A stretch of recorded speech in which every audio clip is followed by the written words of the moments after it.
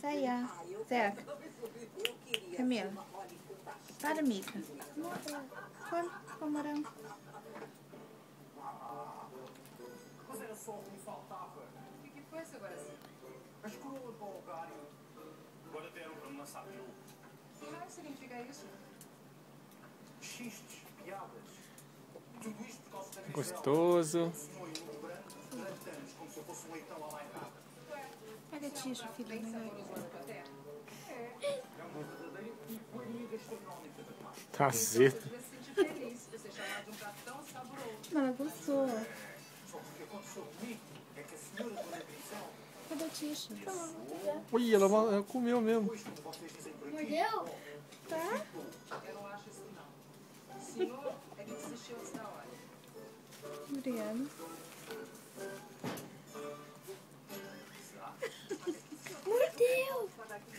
Ai, Xi. Dona Grisel, não, quer dizer, mas bem, nem sempre quem espera alcança. Senhor, não acha? Baixinha. Se posso pedir um favor? Pois, quando quiser, senhora Dona Esther. Que bonito. Agora não dá, filho. É, morde aqui, Camila. É, morde. Ó. Ai, gostoso. Poderia não me chamar de senhora, nem de Opa! Pô, vai cair. Vai cair. Tá aqui. O que, Zeca? Calma. Agora não deu. Agora não dá. Acabou. Chega. Acabou. Não, me pegou outro. Não, Tira, não amor. tem mais. Acabou? Eu comi tudo. Lava lá. Lava lá pra ela. Para, amigo. Lava lá, Miquinha. Calma, a Netinha vai trazer. Calma. Para, amor. Calma, a Netinha já vai trazer. Rápido, Mica. Dá uma olhada. Toma, meu amor. Viu? Ela riu. Dá uma olhada, hein? É, dá uma olhada.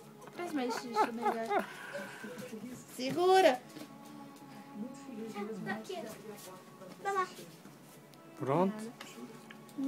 Gostoso. Opa, vai Vai cair. Caiu. Não.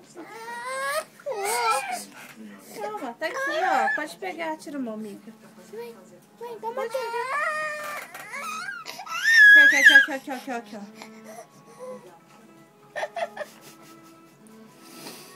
Pronto, amor. Chega, né? Chega, amor.